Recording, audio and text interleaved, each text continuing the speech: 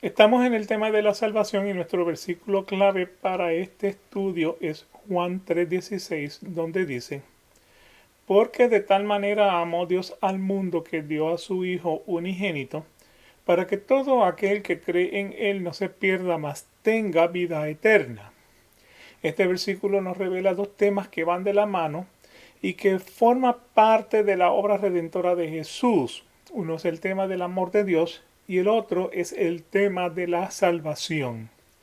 Antes de continuar, revisemos las preguntas de aplicación de la lección pasada. Primera pregunta, ¿qué significa la muerte? Muerte significa separación. Por un lado es la separación con Dios que el hombre percibe cuando el hombre rechaza a Dios. Por otro lado, cuando el cuerpo deja de funcionar, el espíritu del hombre y el cuerpo se separan. Siguiente pregunta. ¿Qué ocurre con el hombre cuando el hombre muere? El espíritu y el cuerpo del hombre se separan. El cuerpo es enterrado y el espíritu entra en la eternidad. Su destino es uno de dos lugares, el seno de Abraham o el cielo para aquellos que se salvan, o el Hades o infierno para aquellos que son condenados. Siguiente pregunta, ¿qué significa la palabra salvación? Salvación significa rescate. El hombre es rescatado de la ira de Dios y del merecido castigo eterno que es consecuencia de su pecado. Pero Jesús, por su sacrificio, el justo por el injusto, dio su vida para que al creer en Él tuviéramos salvación y vida eterna.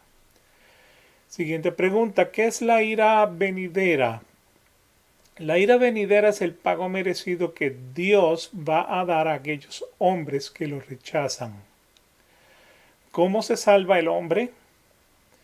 Dios salva al hombre que cree en Él y que pone su fe en el mérito de redención del sacrificio de Jesús. ¿Cómo se condena el hombre? Por la incredulidad y la falta de confesión de que Dios envió a Jesús para que todo quien cree en Él sea salvo. Hemos indicado que el hombre en cualquier momento de su vida va a experimentar la muerte. Muerte en su significado general significa separación y su definición puede tener dos aplicaciones. La primera aplicación, muerte, es la separación entre Dios y el hombre.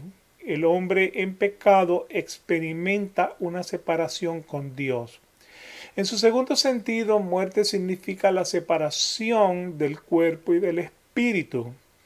Cuando el hombre muere físicamente, su espíritu entra en la eternidad y los que son salvos van al seno de Abraham, o sea, al cielo, y los condenados terminan en el Hades o el infierno. Destacamos que según Lucas 16, versículos del 19 al 31, estos son dos destinos eternos, que no existe un lugar de transición llamado purgatorio y que ya en el infierno no hay posibilidad de una salvación ni de un deseo por llamar a un salvador. La palabra salvación en su forma más sencilla significa rescate. ¿Rescate de qué? Rescate de la ira de Dios destinada a ser ejecutada sobre los impíos al final de esta era.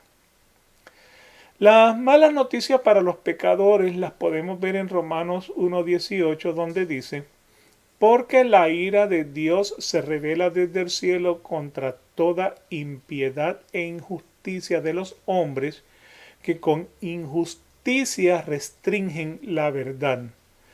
Pero las buenas noticias para el creyente aparecen en Primera de Tesalonicenses 1, versículo 10, donde dice, y esperar de los cielos a su Hijo, al cual resucitó de entre los muertos, es decir, a Jesús, quien nos libra de la ira venidera. Esa ira de Dios será ejecutada el día en que Jesús haga juicio sobre todas las naciones. Para que el hombre pueda escapar de la ira que vendrá, tiene que ser salvado o rescatado por Dios. Solo Dios es quien rescata y salva. ¿Y cómo lo hace? Bueno, veamos qué dice la Biblia en Juan capítulo 3. En Juan 3, versículos del 1 al 10, vamos a encontrar la soberanía de Dios en la salvación. En los versículos del 11 al 21 veremos la responsabilidad del hombre. Estas son dos verdades paralelas que han creado diferencias de opinión a través de los extremos en las doctrinas religiosas del calvinismo y el arminismo. En el calvinismo extremo, solo Dios salva a un hombre pecador y el hombre pecador no contribuye en nada a su salvación. Aún la fe para creer es dada por ese Dios soberano, ya que en el calvinismo extremo hasta creer se puede considerar como una obra. En lo opuesto, el arminismo extremo reconoce que el hombre es depravado, pero que el hombre puede escoger si quiere ser salvo o condenado, porque el hombre tiene y es soberano de un libre albedrío.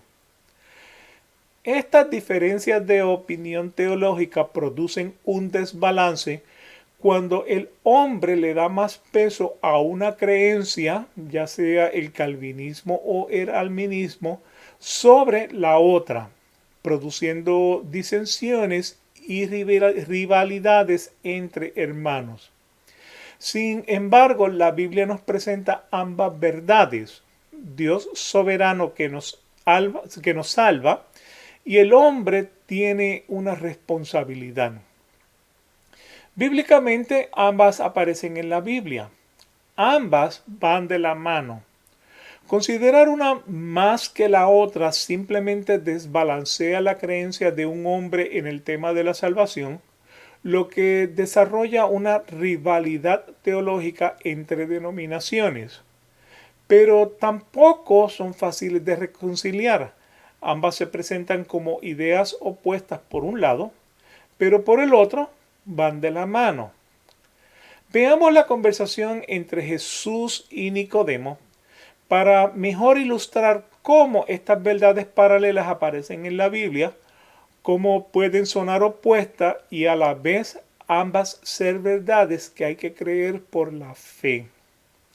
En Juan 3, versículos del 1 al 21, es un capítulo que trata sobre el tema de la salvación, donde el Señor Jesús nos revela primero el nuevo nacimiento o nacer de lo alto que aparece en los versículos del 1 al 10. Luego el Señor nos va a exponer la responsabilidad que tiene el hombre en el tema de la salvación, y eso lo encontramos en los versículos del 11 al 21. Así que hablemos primero del nuevo nacimiento, leyendo de los versículos del 1 al 10. Versículo 1 en adelante, había un hombre de los fariseos que se llamaba Nicodemo, un principal entre los judíos. Este vino a Jesús de noche y le dijo: Rabí, sabemos que has venido de Dios como maestro, porque nadie puede hacer estas señales que tú haces si no está Dios con él. Respondió Jesús y le dijo: de cierto te digo, que el que no naciere de nuevo no puede ver el reino de Dios. Nicodemo le dijo: ¿cómo puede un hombre nacer siendo viejo? ¿Puede acaso entrar por segunda vez en el vientre de su madre y nacer? Respondió Jesús: de cierto te digo que el que no naciere del agua y del espíritu no puede entrar en el reino de Dios. Lo que es nacido de la carne, carne es, y lo que es nacido del espíritu, espíritu es. No te maravilles que te dije: os es necesario nacer de nuevo. El viento sopla de donde quiere y oye su sonido, mas ni sabe de dónde viene ni a dónde va. Así es todo aquel que es nacido del Espíritu. Respondió Nicodemo y le dijo: ¿cómo puede hacerse esto? Respondió Jesús y le dijo, ¿eres tú maestro de Israel y no sabes esto? En el versículo 1 leemos, había un hombre de los fariseos que se llamaba Nicodemo, un principal entre los judíos. La primera pregunta que nos surge es, ¿quién era Nicodemo? De acuerdo con el versículo 1, Nicodemo era un hombre de los fariseos, un principal entre los judíos. Y si miramos en el versículo 10, se nos revela también que era uno de los maestros de Israel. En algunas versiones lo presenta como el maestro de Israel. Los fariseos, en conjunto con los saduceos, componían la clase de gobernante espiritual de Israel. Esto significa que Nicodemo tenía un puesto alto de gobierno como el maestro de Israel y gozaba de bienes y riquezas materiales. Al ser el maestro de Israel, indica que Nicodemo era un maestro y pedagogo de mucho renombre en la nación de Israel, una autoridad religiosa con gran prestigio y excelencia. Y Nicodemo disfrutaba de una posición privilegiada entre los rabinos y maestros de su tiempo. En el versículo 2, o sea, hablando de Nicodemo, vino a Jesús de noche y le dijo, Rabí, sabemos que has venido de Dios como maestro porque nadie puede hacer estas señales que tú haces si no está Dios con él. La pregunta que nos surge aquí es, ¿por qué Nicodemo vino de noche a Jesús? La Biblia realmente no dice ni tampoco realmente importa. Cualquier interpretación que se le pueda dar a este versículo es pura especulación y no se le debe agregar significado a la palabra de Dios donde no existe. Cuando Nicodemo en el versículo 2 dice Rabí sabemos, estaba haciendo referencia a otros miembros del grupo gobernante de los judíos, tal como José de Arimatea. José de Arimatea fue quien pidió el cuerpo de Jesús para enterrarlo en una tumba que él estaba guardando para sí mismo. Esto cumplió una profecía de Isaías 53:9, donde dice que Jesús sería sepultado entre los ricos. Estos ya habían llevado un tiempo observando a Jesús y estaban convencidos de que Jesús no era otro hombre. Ahora, entre el versículo 2 y el versículo 3 vamos a encontrar una desconexión en la continuidad de lo que se está hablando, ya que lo más apropiado para continuar el hilo de la conversación luego del versículo 2 era que Jesús dijera algo tal como, qué bueno Nicodemo que puedes reconocer que yo he venido de Dios. Sin embargo, note cómo en el versículo 3 Jesús hace un brinco a la respuesta de una pregunta.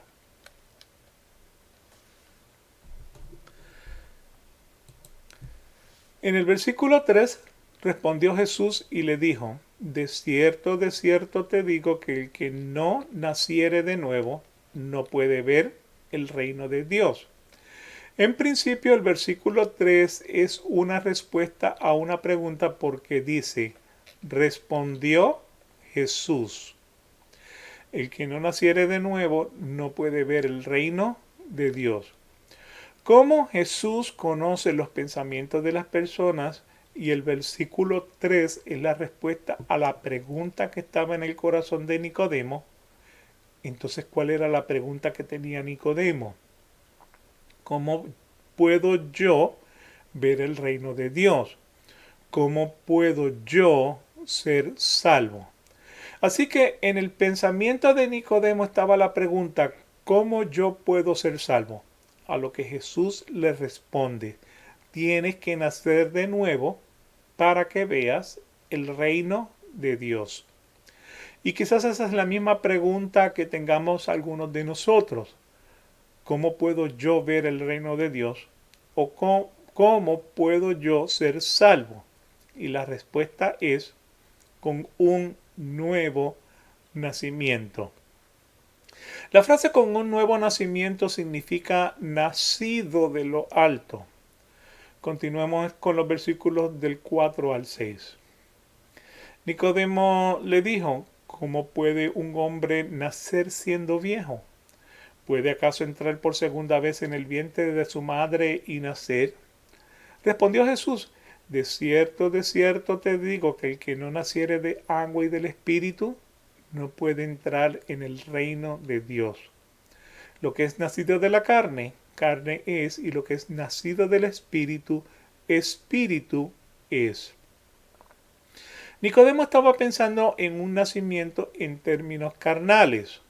Por eso Nicodemo pregunta, ¿cómo puede un hombre nacer siendo viejo? A lo que Jesús le dice, lo que nace de la carne es carne, pero lo que nace del agua y del espíritu, espíritu es. En el versículo 6, al ser espíritu con mayúscula se refiere al Espíritu Santo. Quiere decir que lo que nace por causa del Espíritu Santo es un ser espiritual y no un ser carnal. Tome nota en el versículo 5. El que no nace del agua y del Espíritu, haciendo referencia nuevamente al Espíritu Santo, no puede entrar en el reino de Dios. O sea, el que no nace del agua y del Espíritu Santo no puede ser salvo. Jesús continúa con el versículo 7. No te maravilles que te dije, os es necesario nacer de nuevo. El viento sopla de donde quiere y oye su sonido, mas ni sabes de dónde viene ni a dónde va. Así es todo aquel que es nacido del Espíritu. El versículo 7 Jesús reitera nuevamente que para ser salvos es necesario que el hombre y la mujer experimenten un nuevo nacimiento. Note que hasta este punto el Señor ha dicho 3 veces es necesario nacer de nuevo. Voy a saltar el versículo 8 por el momento y regresaremos a él. En el versículo 9 respondió Nicodemo y le dijo, ¿cómo puede hacerse esto? Y quizás usted se estará haciendo la misma pregunta que Nicodemo le hizo al Señor Jesús. ¿Cómo puede hacerse esto? Para responder a esta pregunta tenemos que considerar otra pregunta.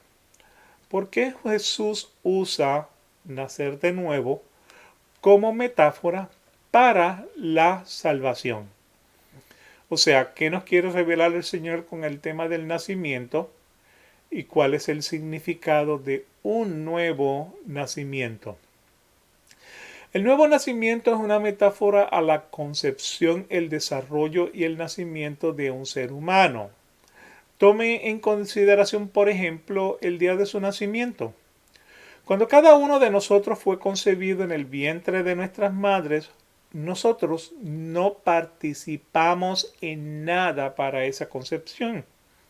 Todo eso fue decisión de nuestros padres.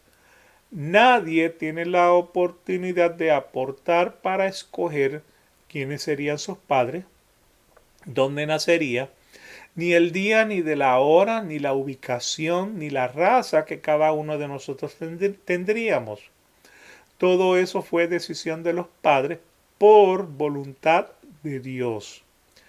A raíz de que nadie contribuye algo a su nacimiento, por eso nacer de nuevo significa nacer de lo alto. Y de la manera en que su nacimiento terrenal usted no contribuye en nada, para ese nuevo nacimiento de agua y de espíritu usted tampoco contribuye, sino que se convierte en la obra de Dios en usted.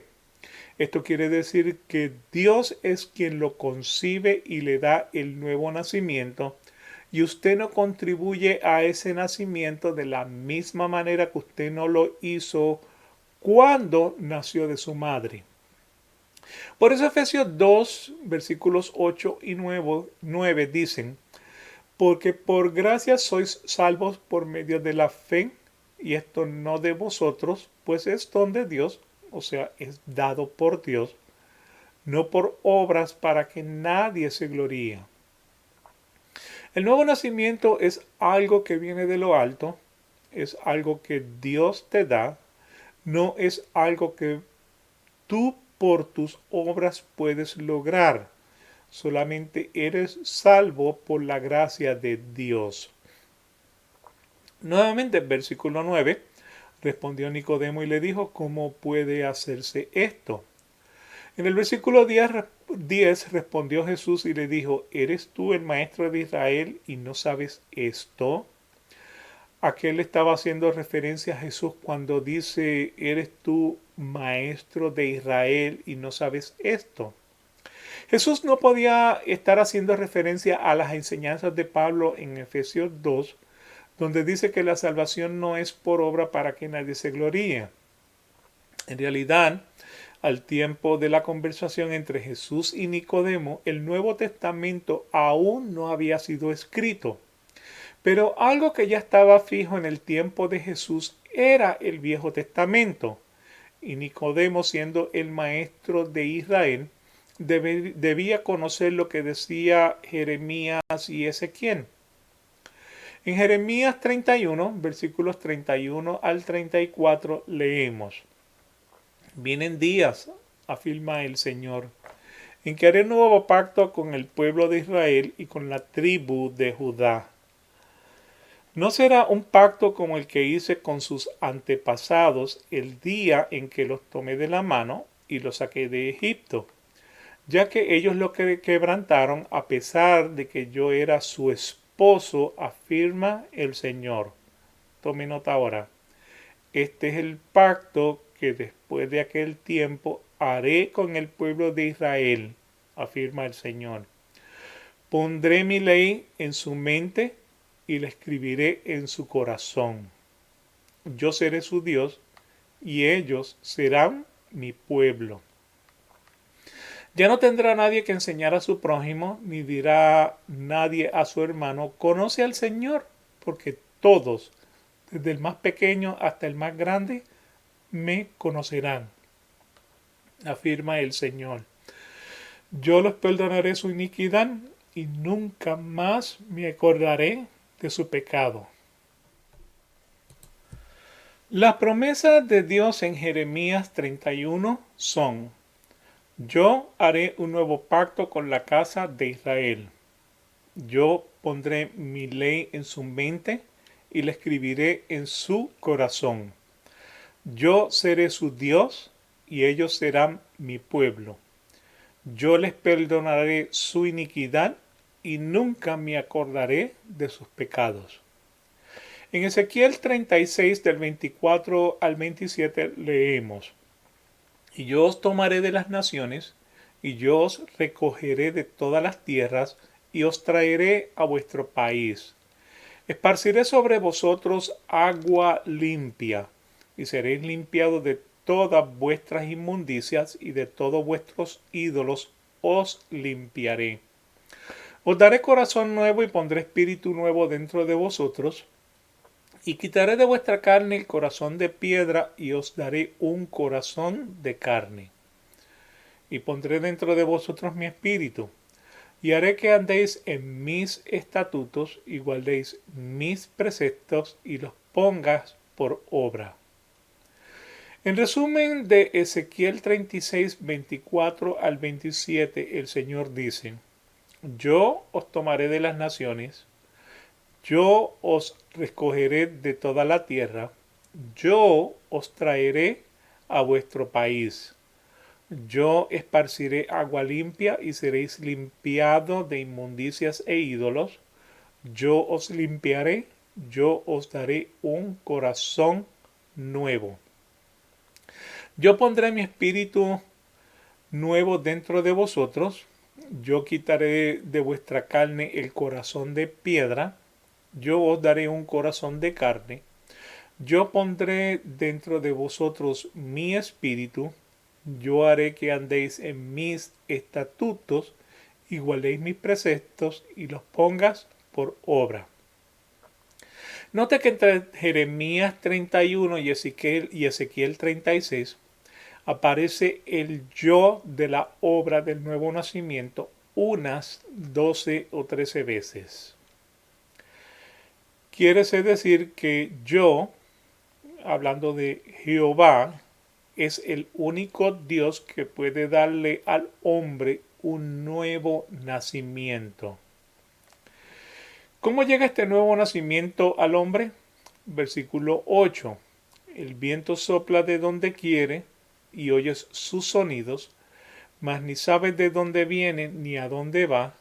Así es todo aquel que es nacido del Espíritu. Eso quiere dar a entender que podemos ver los efectos del viento, pero no los podemos entender ni controlar.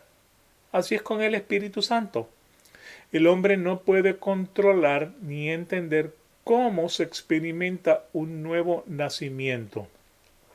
Algún día, así como el viento viene sin anuncio, tendrás un nuevo nacimiento que solo debes aceptar por fe, porque así lo dice la palabra de Dios, sin obra ni contribución humana. Así que como pequeño resumen de la primera parte, Dios otorga el nuevo nacimiento sin obra de hombre alguna. Por eso se reconoce también como un nacimiento de lo alto.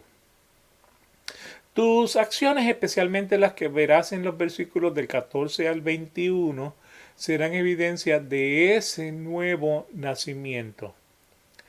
Si Dios da el nuevo nacimiento de lo alto, entonces, ¿qué responsabilidad tiene el hombre en el tema de la salvación? Eso lo veremos en Juan capítulo 3, versículos del 11 al 21, donde dice: de cierto te digo, que lo que sabemos hablamos y lo que hemos visto testificamos, y no recibís nuestro testimonio. Si os he dicho cosas terrenales y no creéis, ¿cómo creerás si dijera las celestiales?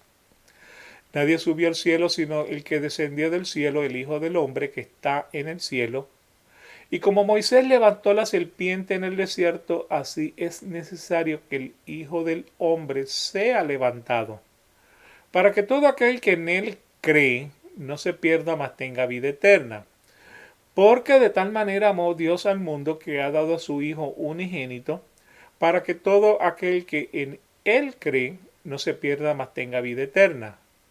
Porque no envió Dios a su Hijo al mundo para condenar al mundo, sino para que el mundo sea salvo por él.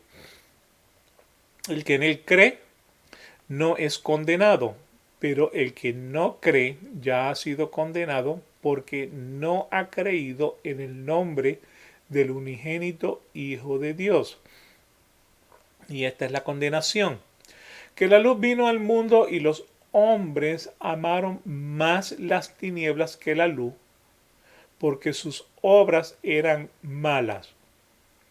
Porque todo aquel que hace lo malo aborrece la luz y no viene a la luz, para que sus obras no sean reprendidas. Mas el que practica la verdad viene a la luz, para que sea manifiesto que sus obras son hechas en Dios. Si bien el nuevo nacimiento es un acto que nosotros aceptamos por fe, los versículos del 11 al 21 van a resaltar la importancia de la reacción humana de la obra de Dios en el nuevo nacimiento. La palabra clave que podemos observar es creer, y esta aparece 7 veces en los versículos 12, 15, 16 y 18. La falta de creer se conoce como incredulidad, y en los versículos 11 y 12 Cristo nos revela el problema de la incredulidad.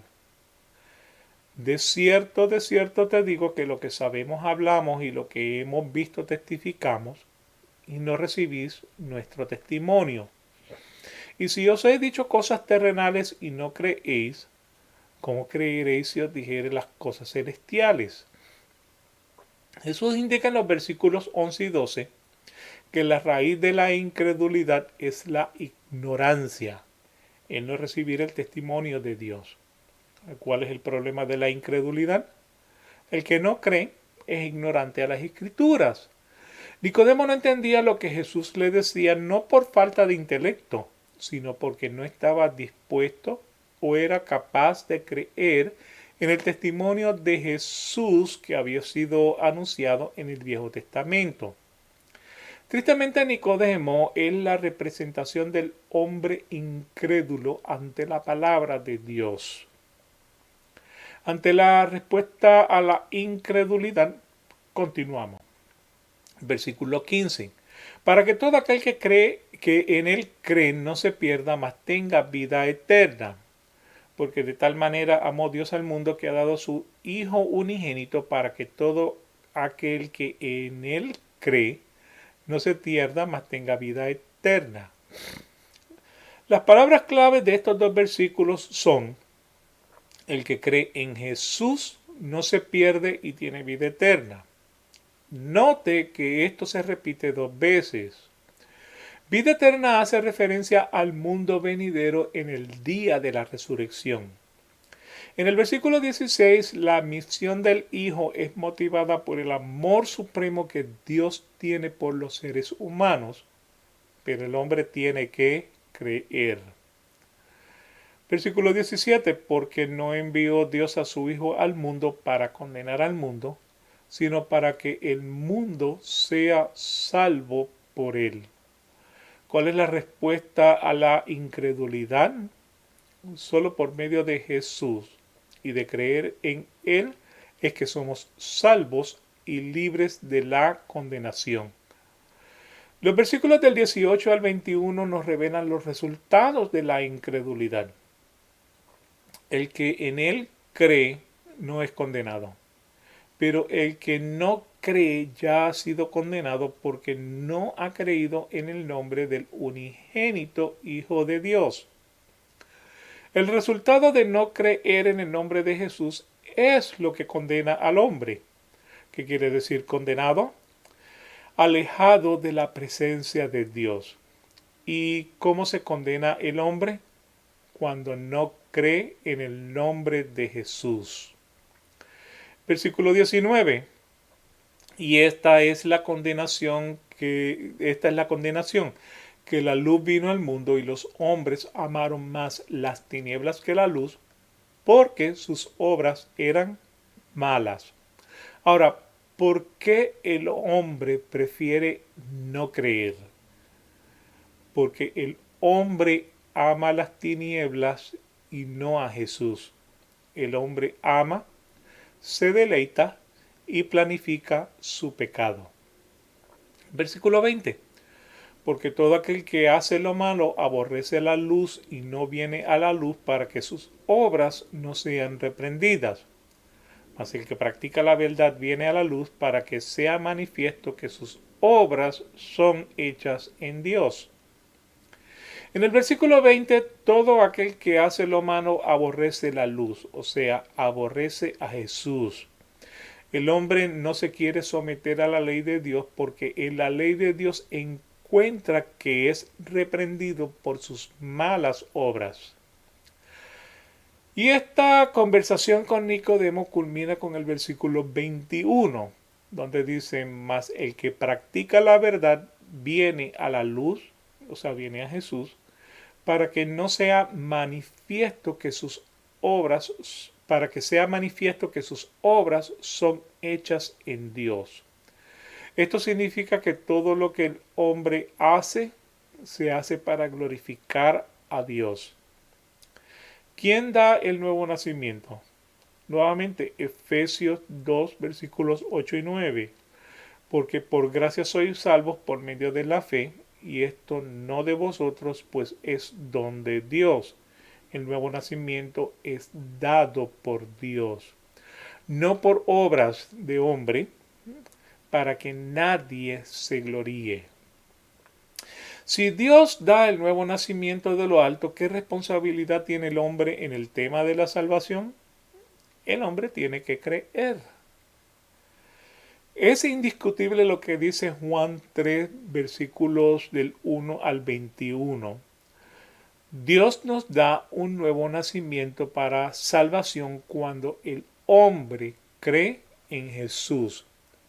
Hemos visto que la Biblia nos presenta estas dos verdades: Dios soberano que nos salva y el hombre que tiene la responsabilidad de creer.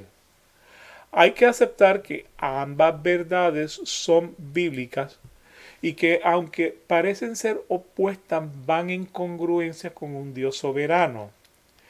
El inclinarse por una solo hace un desbalance en las verdades bíblicas y aun si no las podemos reconciliar, las tenemos que aceptar tal como son porque ambas aparecen en la Biblia.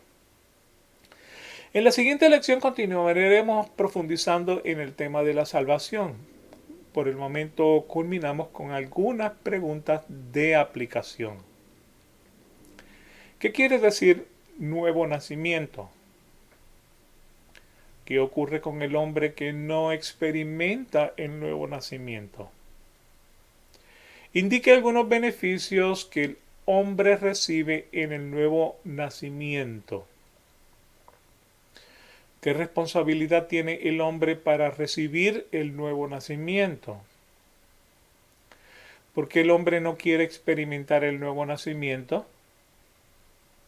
¿Quién salva al hombre? Oremos. Padre, te damos gracias por este día, te damos gracias por estas verdades que aparecen en la Biblia. Te damos gracias, Señor, por lo que tú nos quieres enseñar. Tú eres el Dios que salva, tú eres el Dios que restaura, tú eres el Dios que nos va a traer a juicio. Te damos gracias, Señor, por ese amor ilimitado, por esa gracia común. Te pedimos, Señor, que nos lleves a salvación. Te pedimos, Señor, por ese mundo incrédulo que, eh, que no quiere, que te rechaza, Señor, todos los días. Te pedimos, Señor, que salvación llegue a todos aquellos que tú has escogido. Te damos gracias por ello, Señor. Son verdades en la Biblia que son duras para aceptar, pero, Señor, sabemos que porque están en la Biblia son verdades que tenemos que aceptar. Ayúdanos en nuestro entendimiento, ayúdanos en nuestro diario vivir. Permite que continuemos meditando en esta palabra. Todo esto para gloria de tu nombre. En el nombre de Jesús te lo pedimos. Amén. Que Dios los bendiga en este día, que esperamos que se continúen disfrutando del servicio y Dios mediante nos veremos en la próxima oportunidad. Que Dios los bendiga.